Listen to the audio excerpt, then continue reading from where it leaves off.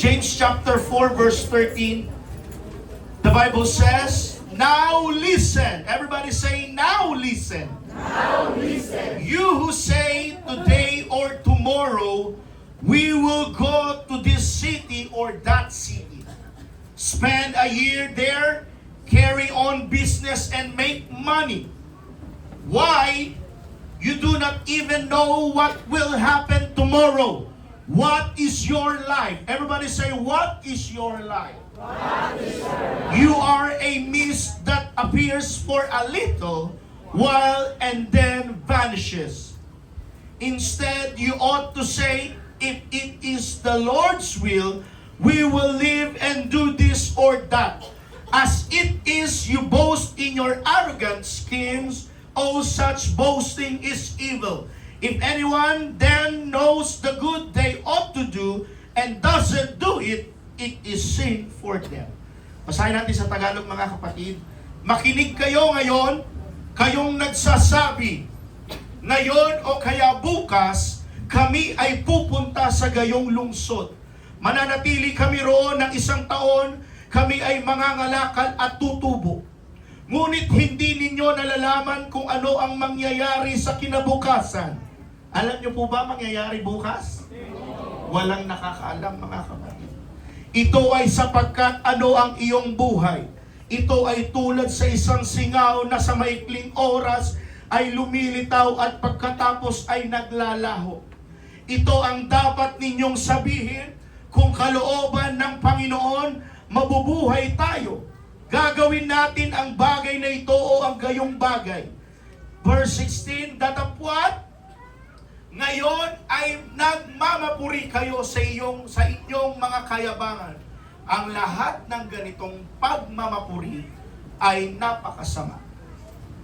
Kaya nga, ang sinumang nakakaalam sa paggawa ng mabuti at hindi ito ginagawa, ito ay kasalanan sa kanya. Once again, kaya nga, ang sinumang nakakaalam sa paggawa ng mabuti at hindi ito ginagawa, ito ay kasalanan sa kanya. Let's bow down our head and let us pray. Panginoon, marami pong salamat sa umagang ito sa pagkabasa ng iyong mga salita. Anoint thy servant, anoint my lips, O God, I can do nothing without you. Gamitin mo lamang ako, Panginoong Isus, upang maging daluyan ng iyong mga salita sa lahat po ng tatanggap ng iyong mga salita at mensahe, Panginoong Isus. Kasihan mo ito, O God, ng iyong banal na Espiritu Santo. Lord, I rebuke every kinds of devourer right now, O God. Hallelujah. By the devil in your mighty name, O God. Break every chains, break every strongholds, O God, na nais gumambal at makasira sa malaya mong pagkilos. Lord Jesus, tignan mo ang aming mga pagsusumikap na makalapit kami sa iyong mga paanan, O God, hallelujah. Tignan mo ang aming mga pagnanais, hallelujah, na ikaw ay mabigyan ng pasasalamat, mapuri ka sa dakong ito, Diyos Ama, at ang iyong mga salita sa umagang ito, bigyan mo ng kapangyarihan, Panginoong Hesus, sa lahat po ng mga naliligaw, nang ihinat ng alulupaypay, palakasin mo kami, O God, sa pamamagitan ng iyong mga salita. Bless your words and bless your people in the mighty name of Jesus Christ of Nazareth. We pray. Everybody say amen. Amen. Clap your hands to Jesus. Malakas naman ang palakpak para sa ating Panginoon.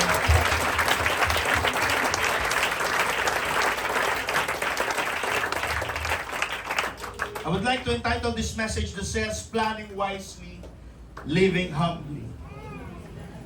Sabi mo sa katabi mo, planning wisely, living humbly. Thank you. Please be seated, church.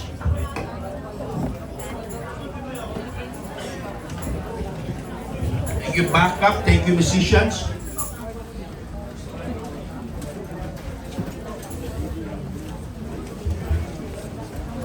What is Apostle James saying to us? Ano po ang gustong sabihin ni Apostol Santiago para po sa mga talatang itong na ating nabasa, mga kapatid? According to the scripture, planning is vital, but there is a difference between planning and presumption. Yung plano, nagpaplano ka na kasama ang ating Panginoon, samantalang yung presumption, mga kapatid, ikaw mismo nagtitiwala ka sa sarili mong kakayanan. Habang inaaral ko po itong pangangaral ni Apostle James, hallelujah, sa mga believers, napagtanto ko mga kapatid na ang kanyang mga pinapangaral dito, siya po ay nangungusap sa mga Kristiyano. Take note, listen to this. Siya po ay nangangaral sa mga Kristiyanong capable. Siya po ay nangangaral sa mga Kristiyanong educated, future-oriented, at mga business-minded Christian. Of course, sa book po ng James, mga believers na po ang mga tao riyan, mga Kristiyano na po sila. Of course, they knew the truth. They knew about the gospel of salvation, the death, the burial, and resurrection. Most likely, mga kapatid, hindi na po naisulat dyan, but as far as we read the Bible, ang addressing na po ni Apostle James dyan ay brothers and sisters in Christ na. Ibig sabihin mga kapatid, hindi ko alam, hindi ko naman po ako Bible scholars na nag-aaral lang talaga. Hindi ko po alam matansya kung ilang taon na naglilingkod ang mga tao riyan, ilang taon na sila na nasa church, but there is something sa sinasabi ni Apostle James, mga kapatid, na kahit pati yung pangangaral ni Apostol Santiago ay hindi na po patungkol sa kaligtasan. Ang pinapangaral na po ni Apostol Santiago dyan ay paano mamuhay bilang naligtas. Nakukuha niyo po yung punto mga kapatid. Hindi na po siya nangangaral dyan about the gospel, repentance, baptism in the name of Jesus Christ. Hindi na po mga kapatid dahil ang pangangaral na dyan kundi paano mamuhay kung ikaw ay naligtas na. You are already baptized in the name of Jesus. Now, ang hindi lamang po naging maganda sa sitwasyon ng iglesia na yan, they place their confidence in their own strategies and presume that would have lots of time and their ventures would profitable. At ang isa sa hindi naging maganda mga kapatid, ay hindi po, listen to this, hindi po imbitado ang Panginoon sa kanilang mga plano. Hello? Hindi po imbitado ang Panginoon sa kanilang mga plano. So the question is, what was their ultimate goal? To have a security and comfort life? Yun lang ba? Para lang yumaman, umusbong, magtagumpay, maarok ang humilimithi nila? Yun lang ba ang kanilang gusto? Or para sa kapurihan ng ating Panginoon? Or pansariling interest lamang? Everybody say amen. Amen. Sino po sa inyo dito gustong mag-travel abroad ngayong 2026? Amen. Sino dito gusto makapunta ng Japan? Amen. Makapunta ng Saudi? Makapunta ng North Korea? Makapunta ng Thailand? Mga Taiwan? Ang dami mga John Bagels doon. Alam nyo mga kapatid, nakausap ko po si Pastor Steve Kebasen, yung guest speaker mga kapatid ng YLTS doon. Doon sa country na kanyang mission, doon na po kasi siya, stable na sila doon. Ang hirap i-address ng mga tao doon. Halimbawa may nagsimba po sa kanila na lesbian ng gay. Magugulat ka talaga, Jun. Babae yung appearance ha, pero lalaki talaga. Totoo po yun mga kapatid. Without malice ha, may boobs, may dibdib, sorry boobs, may dibdib, mahaba ang buhok, naka-make up. Akala mo talaga, sabi ni Pastor, ay sabi sa'yo Pastor, pati ikaw madadaya. Sabi niya mga kapatid, sabi sa'yo, patindi. Papasok ng church, pagpasok, ang haba ng buhok, naka-make up, ang ganda ng hubog ng katawan, babaeng babae. Pero pag tinanong mo, Mark pala ang pangalan. Totoo mga kapatid. Talaga sa lugar nila, ang hirap mga kapatid. Amen. So, kung makapag-travel man tayo mga kapatid, sino dito gusto makapunta ng mga somewhere in Europe country, Switzerland, ayan. Ang ganda niyan mga kapatid, Canada, Amerika. Minsan tayo, dito lang tayo mga kapatid. No? Alam nyo, ang sabi ng ibang tao, ang laki pala ng mundo, ang sarap palang mabuhay. Kapag makarating ka ng ibang mga lugar, mga kapatid, na hindi mo pa nararating. Sino dito gusto sa inyo magpakasal na ngayong taon? Diba? Dito, nagbabalak na tayo ay umaman, makapag-diet, pero hindi mo naman ginagawa. Amen? Diba? Marami tayo mga plano sa buhay natin, mga kapatid. Of course, lahat ng yan, gusto po natin lahat mag-prosper dyan sa larangan ng mga bagay na yan. Pero may paalala sa atin si Apostle James, is to plan wisely, but live humbly under God's will. Everybody say Amen. Amen. So, the danger of arrogant planning. James starts with a warning that says, now listen you who say, today or tomorrow, we will go to this or that city, spend a year there, carry on business, and make money. Imagine nyo na lang mga kapatid, habang sinasabi po ni James ang mga katagang yan, pansinin nyo po yung tono ng kanyang boses. Para po siyang nangangaral lang may buong tapang. Amen? It is not wrong to plan. Planning is not a sin. But what is dangerous is arrogance in planning, assuming we are in full control of life's outcomes. Isipin po ninyo mga kapatid, kapag makakarinig kayo ng isang tao na nagsasabing, kaya ko ito at walang makakapigil sa akin, kayabangan ba yun? Hello? Planning without humility becomes boasting. And James says, all such boasting is evil. Kagaya ng ating binasa kanina mga kapatid. Alam nyo mga kapatid, minsan kung masagi lang sa ating isipan, ang edukasyon minsan sa taas ng pinag-aralan ng tao, minsan nagiging mayabang tayo. Hello? Minsan sa taas ng ating pinag-aralan, minsan marami tayong nalalaman na minsan yumayabang na tayo. Bakit? Habang tumataas po kasi ang pinag-aralan natin, tumataas din po kasi yung pagtitiwala natin sa ating sarili. Bakit? Marami ka nang nalalaman eh. Walang masama sa kaalaman mga kapatid. Ang problema, kapag napalitan ng kasamaan, ang kaalaman ng pagpapakumbaba. May babala po si Pablo dyan mga kapatid. Ang kaalaman ay nakakapagpalalo. Kaya maganda rin paalala ni Apostle James sa atin mga kapatid. James chapter 4 verse 6, God opposes the proud but gives grace to the humble.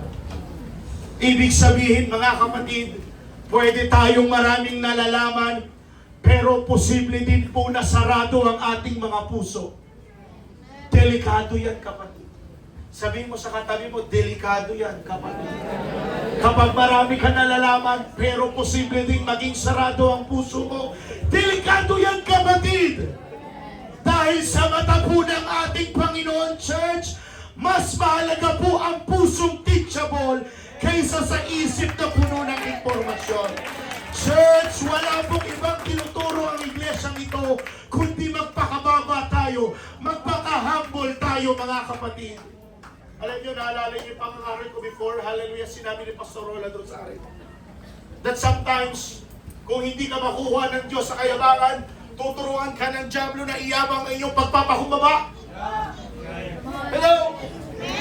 Ikaw, hindi ka talaga mayabang. Tahimik ka lang talaga. Quiet ka lang. Kapag may mga nag-i-issue nag-arise, tahimik ka lang. Pero minsan ang dyablo, takma uring yan eh. Minsan sa sobrang kababaan ng loob mo, tuturuan ka ng dyablo, iyabang ang pagpapakumbaba mo para magmalaki ka sa sarili mo. Kaya ang buhay Kristiyano mga kapatid, hindi madali. Hindi madali. Piruin mo, Ang buhay Kristiyano, puno ka na ng problema pero nakukuha pa rin nating umiti.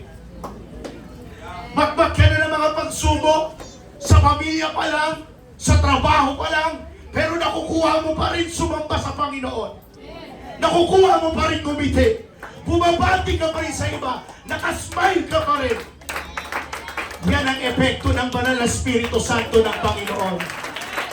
Yan ang nagdadala sa atin mga kapatid, na kahit ano man ang dalat-dala mo sa iyong puso't isipan, masasabi mo na mabuti pa rin ang ating Panginoon. Palakpakan natin ang ating Diyos. Likewise again, si Haring Nebuchadnezzar, gusto niya po magtayo ng empire building without acknowledging God. He celebrated his own greatness. Nagmayabang siya. Ano nangyari sa kanya? Overnight. Listen overnight lang. Sinumpa siya ng ating Panginoon. He lost his reason and lived like an animal, eating like a kambing. Kumakain siya ng damo. Binaba siya ng ating Panginoon. His arrogance blinded him from God's sovereignty. Alam nyo mga kapatid, minsan ang mga plano natin, kung minsan parang nagdo-drawing lang tayo sa buhangin.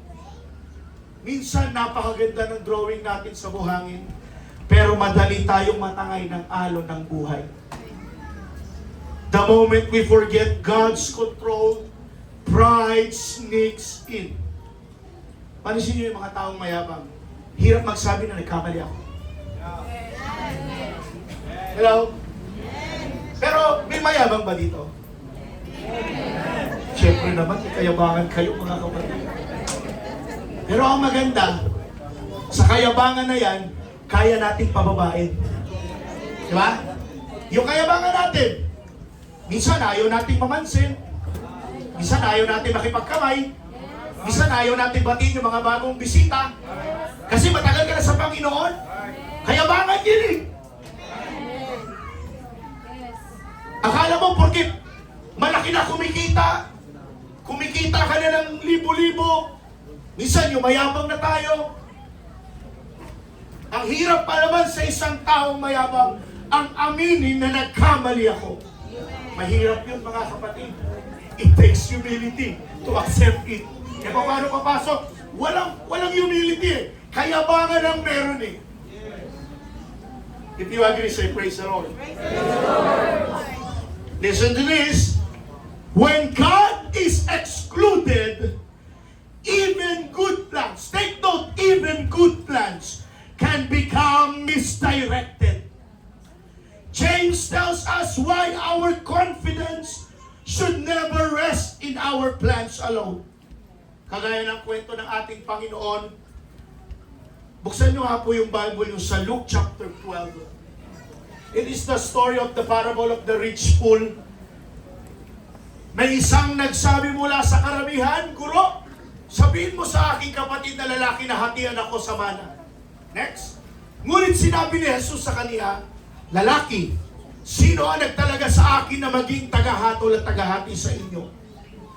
Sinabi niya sa kanila, tingnan at ingatan ninyo ang inyong mga sarili mula sa kasakiman, sapagkat ang buhay ng tao ay hindi nakapaloob at sa kasaganaan ng mga bagay na kanyang tinatangkilik. Nagsabi siya ng isang talinghaga sa kanila, sinasabi, ang bukirin ng isang mayamang lalaki ay nagbunga ng sagana. Nag-isip siya sa kanyang sarili, sinabi niya, ano ang aking gagawin? Wala akong pag-iimbaka ng aking ani. Sinabi niya, ganito ang aking gagawin. Kikibain ko ang aking kamalig at magtatayo ng higit na malaki. Doon ko iimbak ang lahat ng aking ani at aking mga mabuting bagay.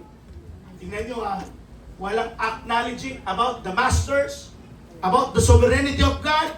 Tingnan nyo, lahat yan patungkol sa Kanya lang. Kaya tinawag niya the rich fool eh. Lahat ng glory nasa Kanya lang. sasabihin ko sa aking kaluluwa, kausap niya pa yung kanyang kaluluwa, kaluluwa, marami ka ng natipong pag-aari para sa mga darating na taon. Magpahinga ka, kumain ka, uminom ka, at magsaya ka. Ngunit sinabi ng Diyos sa kanya, hangal, sa gabing ito ay babawiin sa iyo ang iyong kaluluwa. At kanino kaya mapupunta ang mga bagay na inihanda mo? Church, there is a message from this story. Kahit gaano pa karami na ang natayo at naipundar mo sa mundong ito, iiwan mo lahat yan.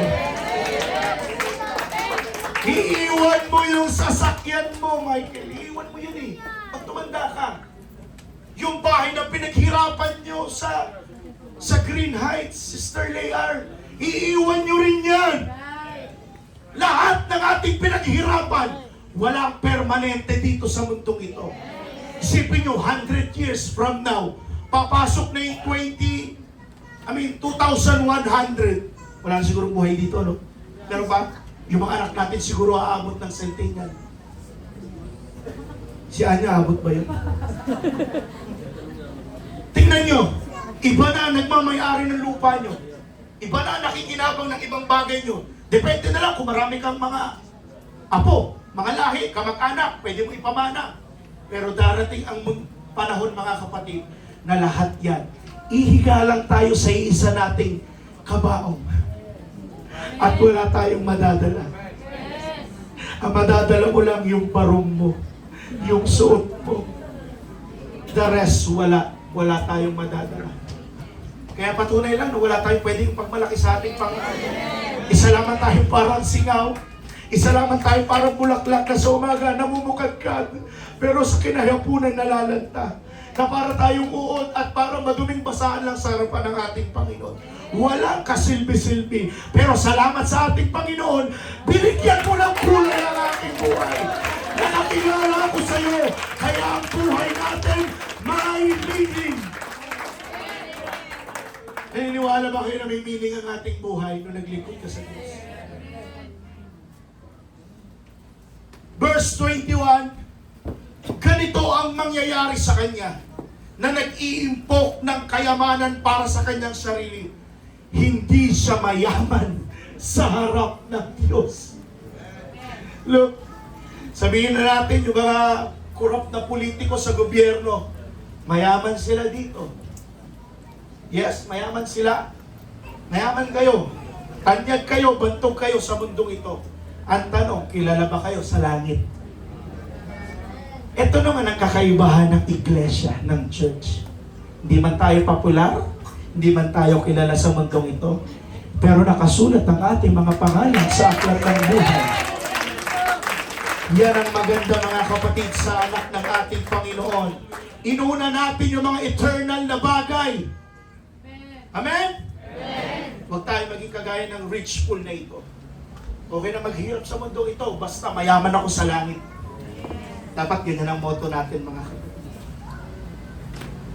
Everybody say, praise the Lord! Praise the Lord! Palakpakan natin ang ating Panginoon. Number 2, life is fleeting, a mist in the morning. James says, ano ang iyong buhay? Ito ay tulad sa isang singaw na sa maikling oras ay lumilitaw at pagkatapos ay naglalaho. This is a humbling. Our lives are short. We may think we have all the time in the world, but life is fragile. Alam niyo, mga kapatid, aralin ulit natin sa buhay ni Job. It reminds us that we cannot dictate the span of our lives. Job lost everything in a one single day. He lost his job, he lost his wealth, he lost his health. Even his wife cursed him. Cursed God that Job served. Curse God, Job. At ito pang pinakamasakit na sabihin ng kanyang asawa, mamatay ka na. Ang sakit dun eh. asawa mo, inulan lang ng pagsubok, sinumpa ka agad ng Diyos, at sabihin sa'yo, mamatay ka na. And yet, he humbly said, ang Diyos ang nagbigay, ang Diyos ang may kakayahan ng buhay. Pupurihin ko pa rin ang ating Panginoon. Sasambahin ko pa rin ang Panginoon. Mga kapatid, napakaikli ko ng buhay para sayangin sa mga walang kakwentang-kwentang bagay. Kung noong nakarang taon, mahilig kang manilip ng pagkakamali ng iba, sana naman ngayong 2026, hindi na paninira ng iba ang sinisilip mo. Silipin mo na lang yung kahinaan mo. Hindi ka pa matitisod. Yung paninira sa kapwa, Diyos ko naman, 2026 na, naninira ka pa rin. Yung paghahabol sa papuri ng tao. Yung inggit. Oh, sino mga inggitero-inggitera dyan? Mga kapatid, 2026 na. Huwag ka nang mainggit kapag may pinagpapalang iba. Kita mo lang. Yung taga-Italy. May bagong oven. May bagong microwave. Kinaiinggitan mo yun. Na dapat ang tamang response natin pagdating sa ganyang bagay, sana naman Lord, ako naman ang next. Marahil hindi pantay-pantay o hindi sabay-sabay o hindi pare-parehas ng timeline ang mga blessings ng Panginoon sa atin. Hintay ka lang sa time mo. Sabi ko nga sa mga young people, nung last year, na kung naalala nyo, darating din ang araw na ikaw naman ang pagpapalain ng Panginoon. Ba? Alam nyo mga kapatid, kung panandalian lang talaga ang buhay, may clean na nga eh. Like, you live only 10 years. Lahat tayo, sasabihin ko sa inyo, kung tayo nabubuhay lang ng 10 taon, sabihin ko sa inyo, lahat po tayo nag-i-invest sa mga eternal na bagay. Walang nag-aaksaya ng panahon sa mundong ito. Bakit? Maikli ang buhay. Alam niyo po yung insektong mayfly. Yung insektong mayfly, family siya ng tutube at ng paru-paro. Butterfly, dragonfly, mayfly.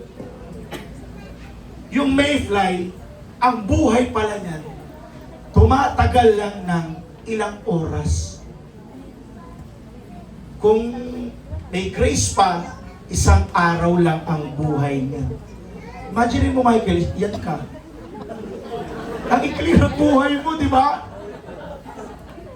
Ilang buwan, taon sila nasa larval stage sa tubig, pero paglabas nila, tumatagal lang ang buhay nila ng isang araw. Napakaikli ng buhay nila compare sa atin. 70 years is enough? Kulang pa. Kulang pa kapag hindi ka naglilingkod sa Diyos. Pero sapat yan mga kapatid kung buong buhay mong nilagay na ang buhay mo sa gawain ng ating Panginoon. Hindi ka pangilinayangan kahit kunin ka ng Diyos. Naalala ko testimony ni Pastor Art, mga kapatid. Sinabi niya, sinabi po ng pamilya niya, nagulat ako mga kapatid sa bill ng kanilang ospital. Nakakatakot. Pero, imagine niyo mga kapatid, milyon-milyon, daang libo ang ginagastos natin. Kahit sa mumurahin na tangke ng oxygen, libo na yan. Pero have you ever thanked to God? Without you notice, humihinga ka. Na hindi mo na pinapansin nga yun eh. Na humihinga ka eh. Hindi mo na nga pinapansin minsan yung mga blessings eh. Yun bang magpasalamat lang tayo araw-araw sa Diyos? Sa kinakain mo, nagkaroon ka na magandang pagtulog sa gabi. Alam nyo, ang pagtulog nga sa gabi, luxury na sa iba yan. Yung makatulog ka lang na masarap sa gabi. Sa dami ba namang kinai-stressan ng tao ngayon, mga kapatid? Sa dami ba namang kinabambu-burnout ng tao ngayon? May stress ka talaga sa buhay. Pero sa atin mga kapatid, sa iklima ng buhay na yan, 70 years, 80 years, Lord, kung pabahay mo man ang buhay namin, Panginoon, maglilingkod tayo sa ating Panginoon. Palakpakan natin si Jesus. When we accept life's brevity, pag sinabi natin brevity, kaiklian, we start to plan with humility. Every decision, every step become an opportunity to align with God's will instead of our ego-driven agenda.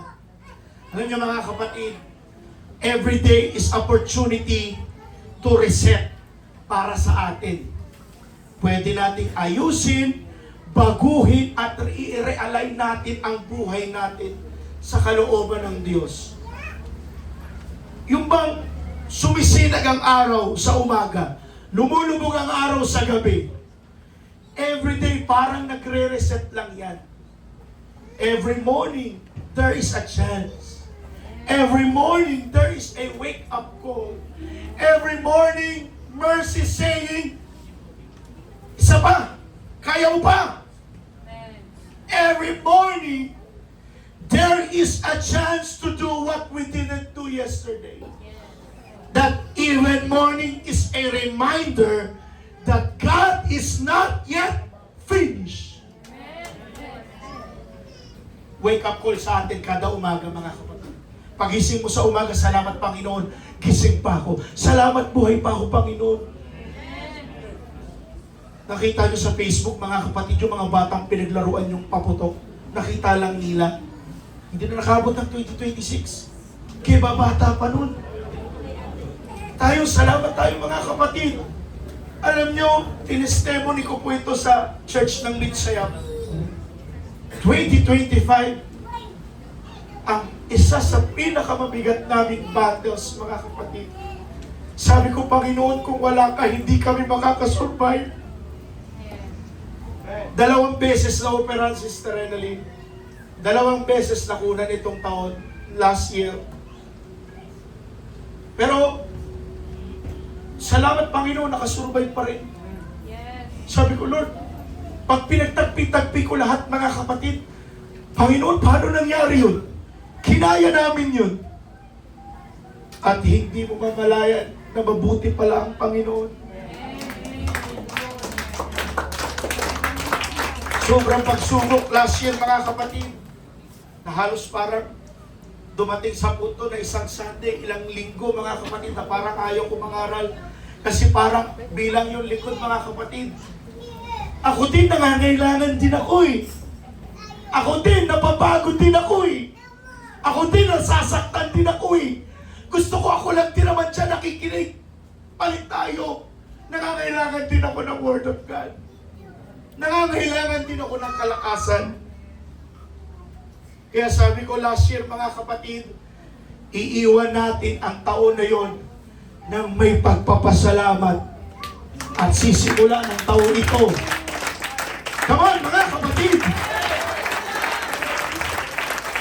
Handa na ba kayo salubungin ang taong ito ng puno-puno ng pagpapasalamat? Kahit may pagsubok man! Kahit may pagsubok man!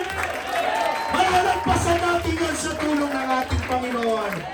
There is a new every morning. Great is His faithfulness. Everybody say amen. Amen. Number 3, planning with God in mind. Hallelujah. James tells us the solution. Instead, you ought to say, if it is the Lord's will, we will live and do this or that. Pansinin niyo yung pagkakaiba ng humble planning and arrogant planning.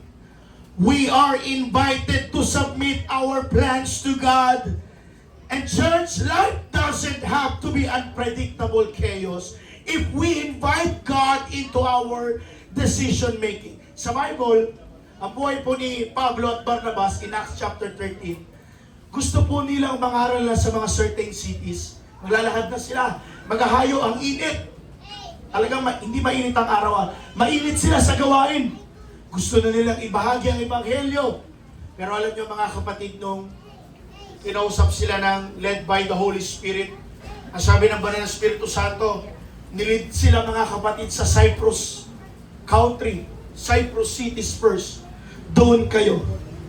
I mean, sa kanila, they could have insisted their plan, but they surrendered to God's guidance.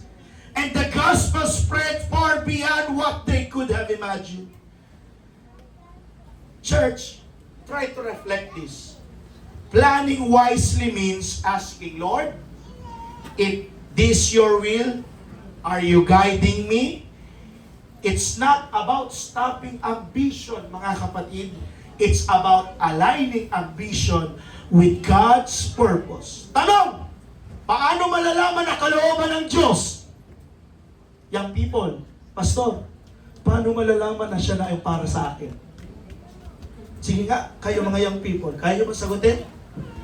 Paano malalaman ang kalooban ng Diyos? Bigyan ko kayo ng sagot. Una, sa pamamagitan ng salita ng Diyos. Walang iba, salita lang ng Diyos. Sa pamamagitan po ng salita ng Diyos. Pangalawa, led by Holy Spirit. Pangatlo, by prayers. Madalas nandiyan ang sagot ng Panginoon sa panalangin. Manalangin ka kasi. Pag may nanliligaw sa'yo na unbeliever, tapos high school ka pa lang, sabihin ko sa'yo, tigilan mo yan, Neng. Hindi kalooban ng Diyos yan. Ask for wisdom, ask for discernment. Sabi ng Panginoon niya paalala sa atin yan If anyone lack of your wisdom, let him ask God. Hingi kayo sa Panginoon. Hingi tayo sa ating Panginoon. Para malaman natin ang kalooban ng Panginoon sa atin. Pastor, kalooban ba ng Panginoon na tumaya ako? Tumaya ako ng loto. Pastor, magta-tights naman ako Ay mabuti kung ganun. Pero, may tumataya ba sa loto dito? Sana wala na mga kapatid ha. Alam niyo, ang daming mga boot na nagkalat no. Pasikreto lang, Brother Buboy no. 6'5", 53, 47. Kahit ang ending mga kapatid, wag na. Sige, pinag-ending ba dito? Oh, sa NHA, ang dami niyan, di ba? Papa-ending ka ba? Si Kuya tumas ako Kung papa-ending mga kapatid, wag yan. Wag rin magtataya sa sabong, mga kapatid, wag! Huwag yung online sabong, wag! Ba? Bahala kayo. Di kalooban ng Panginoon yan. Una, lagi nating hanapin ang salita ng Panginoon. Pangalawa, may Holy Ghost ka naman. Hayaan mong turuan ka ng Holy Ghost. Pangatlo, manalangin ka. Pray for wisdom. Sa discernment, Panginoon, kalooban mo ba ito? Panginoon, tulungan mo ko. E paano ang surroundings mo? Puro barkada. Tapos nananalangin ka ng kalooban ng Panginoon. Alam mo, ang kalooban ng Panginoon sa'yo, umalis ka na dyan. Hindi yan Minsan, napakadali lang intindi ng salita ng Diyos, nagbubulag-bulagan lang tayo. At dali-dali lang. Sabi sa inyo, napakadali lang intindi ng salita ng Diyos, straight to the point ka ang word of God Minsan tayo lang, ang hirap natin. Alam na nga natin na tama, ginagawa pa rin. Alam na nga natin mali, ginagawa pa rin natin. Makulit talaga ang mga tao. Everybody say Amen. Amen. Now, number 4, the sin of omission. James end with a warning. If anyone then knows the good they ought to do and doesn't do it, it is a sin for them. This is the action part, church. Planning without doing good is empty. It's one thing to plan wisely and humbly, but it's another to live it out. Dalawa kasi yan. Yung sin of commission, yan yung nagsisinungaling ka talaga. Yan yung nandaraya ka talaga. Yan yung nangaaway ka talaga, nananakit ka talaga. Pero yung sin of omission, ito yung mga bagay na alam mong tama, pero hindi mo ginagawa. Paano natin bibigyan ng halimbawa yun? Una, kagaya ng example ng sin of omission. Alam mong kinakailangan magpatawad, pero hindi ka nagpapatawad. Alam mong ang pagkapatawaran ng Panginoon ay para sa lahat, tinanggap natin lahat. At alam mo bilang isang Kristiyano na dapat magpatawad ka pero hindi mo ginagawa. Kasalanan po yun. Pinipili mo na lang manahimik. May kakayanan kang tumulong, pero pinipili mong hindi ko naman problema yan eh. Nung may problema ka, kasama na ako. Sin of omission yan, mga kapatid. Alam mo, dapat kang tumulong, pero nagbubulag-bulagan ka. Ganun yun. Alam nyo, balikan natin yung story sa Bible. Yung lalaking galing Jerusalem papuntang Jericho, yung naabutan at ginulpi ng mga robbers sa kalsada, iniwang halos patay na. Ginulpi siya ng mga magnanakaw, iniwang nakahandusay sa kalsada. Bago yung Samaritan, nakita siya ng dalawa. Ano yun? Sino yun? Yung priest at yung Levites. May kasalanan dun yung priest at Levites eh. Totoo lang. Sin of omission. Bakit? Alam ko at alam nyo, they knew the right thing to do. Ang tumulong sa kapwa. But they ignored it. Yung Samaritan pa ang tumulong na matagal na panahon. May hituaan ng Samaritan at mga Hudyo. What if I say, church, our plans are meaningless if we fail to love, help, and serve? Ang totoong meaning talaga ng stewardship, pagtulong talaga. Marunong tayong magsilbi. Our plans are meaningless if we fail to love. Kayo ba mga kapatid, kaya mo bang tignan ng lahat ng tao dito at may apply ang pag-ibig ng kay Kristo? I mean, I love you with the love of the Lord, Brother Buboy. I love you with the love of the Lord, Brother Disrey. Nang wala kang reservation na belief na tinatago.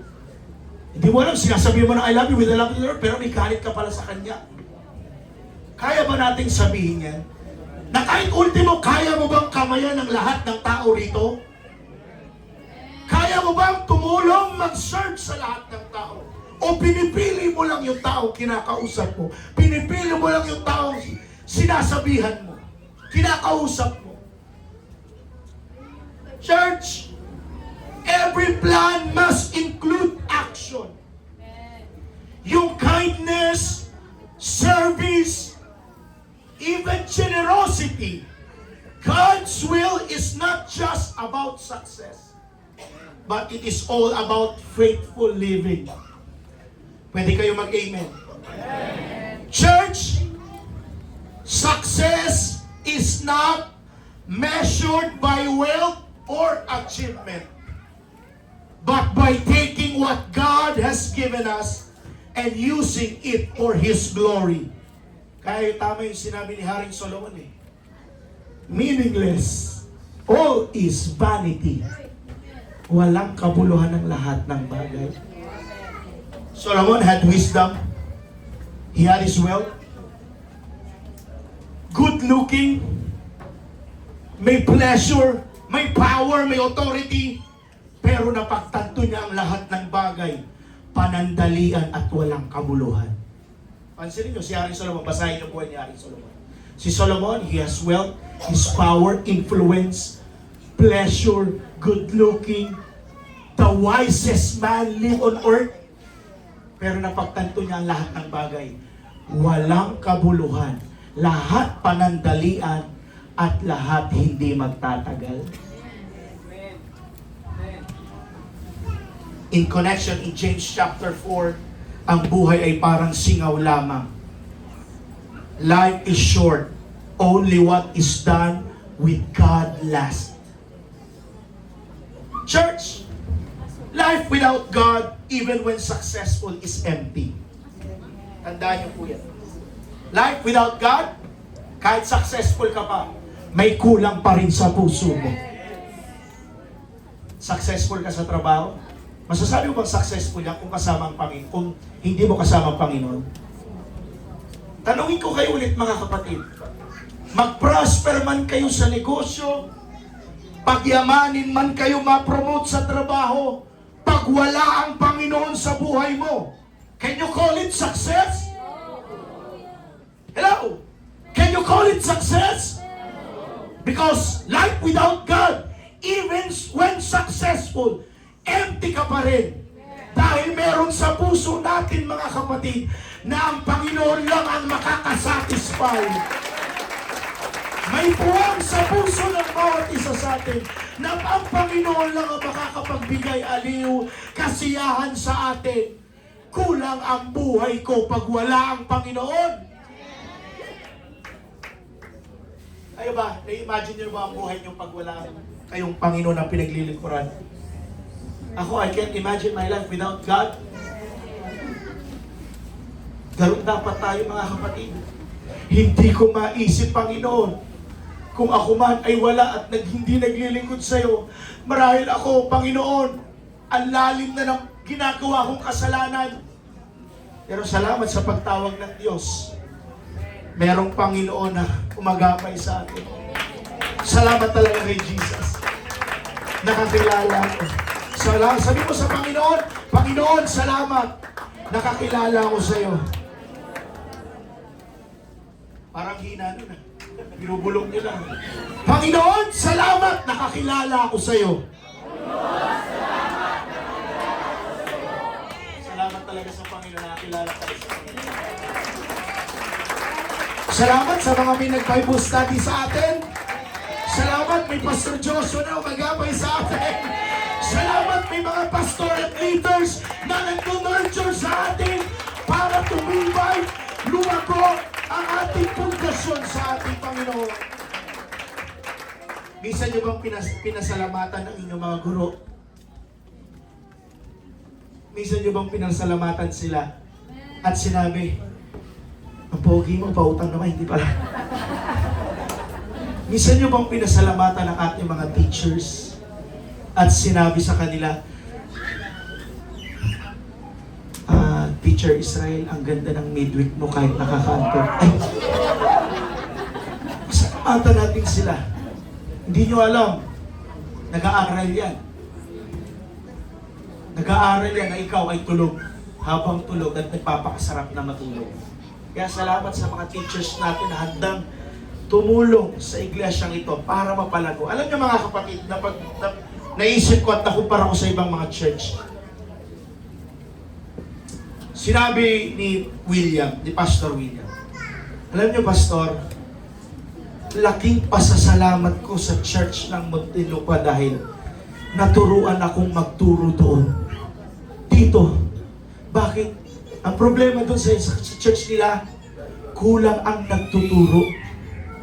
Dito kahit yung people kaya magturo eh. Sa kanilang mga kapatid, ngayon pa lang sila magsisimulang magturo ng kanilang midweek. Mahinihingi ngayon lesson natin eh. Singilin natin. Ngayon pa lang mga kapatid. At problema sila bakit? Yung mga elders lang ang magtuturo. Pero sa atin dito, young people, nagtuturo na kayo kahit cottage prayer, kahit prayer and fasting. Nakakapagturo na kayo. Salamat sa ating Panginoon. Lahat tayo dito may parte sa gawain ng Panginoon. May bahagi kayo sa gawain ng ating Panginoon. Palakpakan natin si Jesus. Church, kaya tingnan palagi natin kung nakalain pa tayo sa kalooban ng ating Panginoon. Alisin po natin ang salitang ako sa eksena at magsimulang magtiwala sa ating Panginoon. Sa panahon po ng Tower of Babel, human ambition without God, nagtayo sila mga kapatid ng tore at sabi nila, let us build for ourselves a city, to make a name for ourselves. Alam mo ang ginagawa ng mga tao dito sa panahon ni Nimrod? Walang tanong-tanong sa Diyos. Lahat yan ginawa nila sa pansarili lang nila. Walang konsulta sa Panginoon. Walang dependence sa Panginoon. Puro let us. Sila lang. Tinanggal nila sa eksena ang Panginoon.